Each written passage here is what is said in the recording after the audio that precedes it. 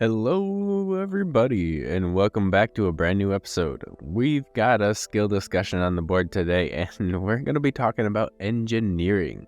No, this is definitely not up for a vote, and my first initial reaction was this doesn't belong anywhere near old school RuneScape.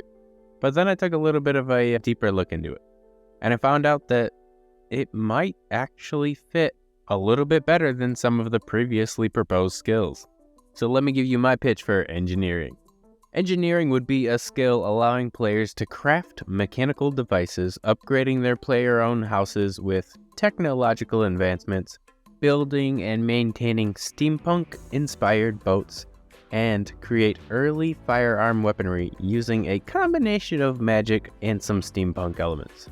The skill would be heavily linked with the existing skills of fletching, crafting, construction, smithing, magic, essentially acting as like a tertiary skill, having a secondary requirement for everything a part of the skill.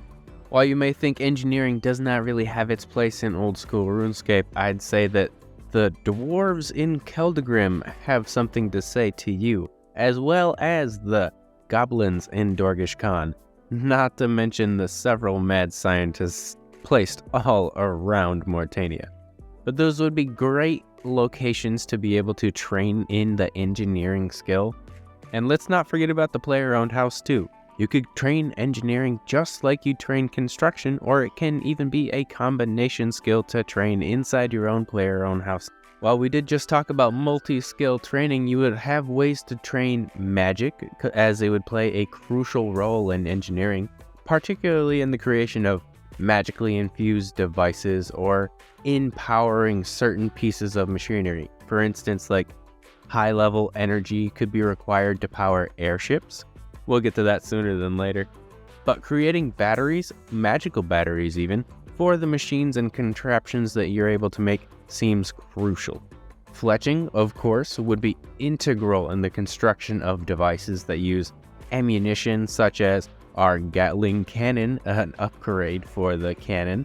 For example, you might need to fletch special types of cannonballs, arrows, or other projectiles like explosive ammo, much like the dragon crossbow spec, but on a much grander scale. It would also be necessary for creating ammunition for firearms, and we will get to that one later as well. Smithing would be essential in constructing metal parts for devices, from the basic frames of machines to the intricate gears and cogs that drive them. Crafting as well would play a crucial role in engineering, providing the means to produce components such as glass lenses, leather belts, or other molded clay products. Crafting high-quality materials. Crafting could even be used to design and create blueprints for new inventions for engineering. And last but not least, let's not forget about construction. Construction is going to be engineering's bread and butter. It's the thing that you are going to see every day that will impact your player-owned house. Construction would be used in the actual assembly of devices and machinery. Construction will also come into play when upgrading a player's house to include a workshop, a magical battery generator, traps, or even dungeons underneath the house, or other engineering-related features. Some significant milestones you might be able to get throughout the levels would be: players start with the basics, creating simple mechanical devices like clocks and pulleys that perform minor technological upgrades in the POH, from like level 1 to 20 maybe. And as players advance, they could create more complex devices, such as steam-powered machinery, and upgrade the POH with like automatic doors and traps to create those dungeons we were just talking about.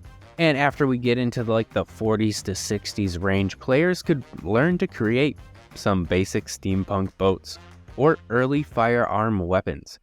Guns' main feature would be firing in a cone or having a very long range in comparison to other ranged weapons, but they would be far from the best in slot when it comes to damage.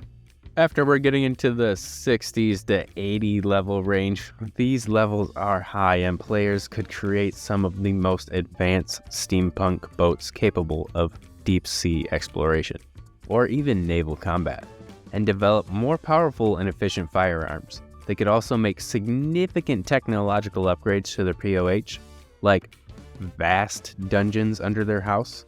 And at the highest levels, players could create marvels of technology, such as airships or the most powerful firearms blended with magic. These could become essential tools for tackling the game's toughest challenges or getting to the game's toughest challenges. When it comes to airships, a whole plethora of things could break open into the game if we let it. And I did mention before, the Dwarves and Goblins are already engineers in their own right, but the Dwarven and Goblin questlines could be finished spectacularly while coming together to introduce engineering to the RuneScape community.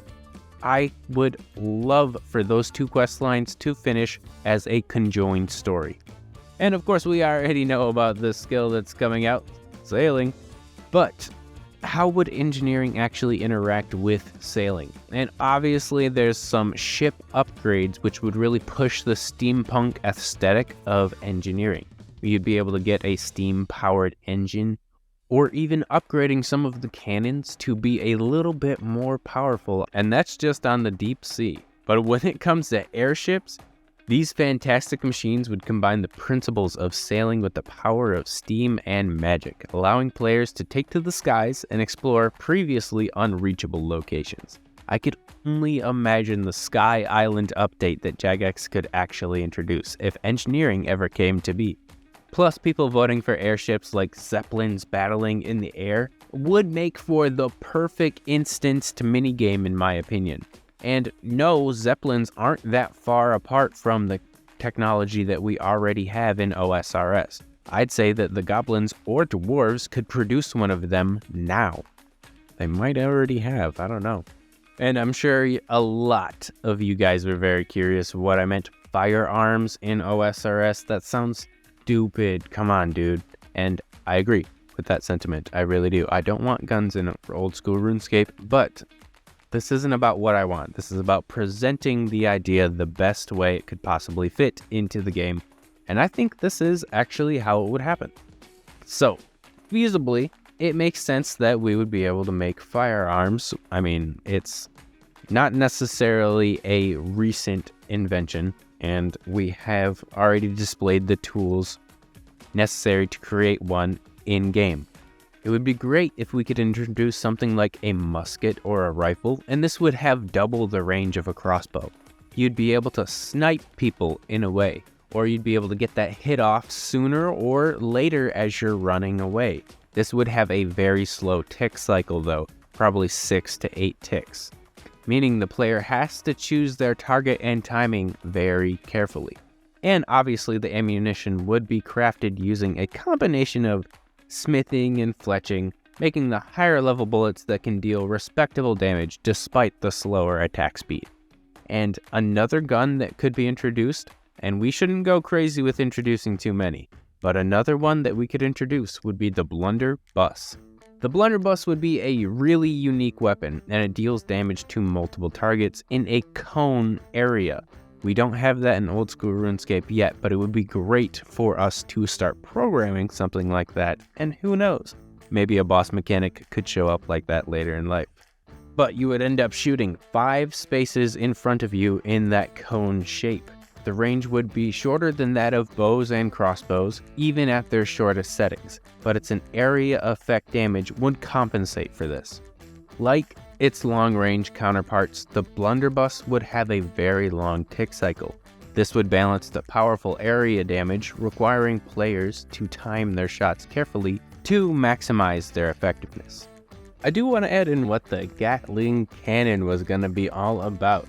And if anyone knows what a Gatling gun is on a pirate ship, it's 3 cannons firing almost simultaneously. So it's like a burst shot, pop, pop, pop, 1, 2, 3, and there's the cannon shot. And I would imagine that this cannon would be in a straight line. It would be maybe a little bit overpowered if it was a direct upgrade for the cannon. But if it was a direct upgrade for the cannon, it could be pretty cool and go through a massive amount of cannonballs in the process. So if you guys think that would be a cool update for the cannon, let me know down in the comments, because engineering is all about it for you. And of course, to really flesh these skills out, are you really a skill if you don't have a minigame? Let's talk about Defend the Fortress, a tower defense style minigame where players use their engineering skills to set up defenses against waves of attackers.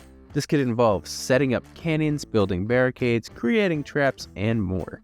The setting could be in several different locations across Gielinor, notably the gnomes, goblins, dwarves, and any other area you might find applicable. Successfully defending rewards players with points that could be exchanged for engineering materials, blueprints, or even unique engineering equipment. I could already imagine the engineering outfit or tools required. That's not to mention that there wouldn't be a boss or two along the way. Yes, engineering does seem like the kind of skill that doesn't necessarily have a boss battle a part of it. But when we have things like Volcano in the game, I have to say, when there's a will, there's a way. And I show to you 2 of these boss suggestions. The Dwarven Iron Colossus. This would be a giant mechanical golem crafted entirely from the most robust dwarven metals. Its body would be covered in steam vents and rotating gears, with a furnace heart that glows with a fierce heat. And obviously we need to extinguish the heart, and we would gain engineering experience for vanquishing this vast foe. It could be a group activity, it could be a solo activity. I'm not a game designer, but I think it would be fun either way. But in the same vein, the Goblins, they've created a steam tank that would be a grotesque amalgamation of scrap metals, steam engines, and a barely contained magical energy, fluxing and forcing its way, making the tank fire wildly. The tank would crawl on multiple metal legs and would be armed with an array of improvised weapons. And we've got to disarm this thing as well, granting you engineering XP, and I think opening the door for a lot more interesting boss fights in the future. What do you guys think, everybody? The engineering skill is not my bread and butter. It's not what I would want to add into OSRS, and it's not necessarily what I would call the most thematically accurate, but it can work a lot better than I thought. What do you guys think? And if there's something I missed or something that you guys really wanted to see about the engineering skill breakdown, then please leave it down in the comments, and I will talk to you all later.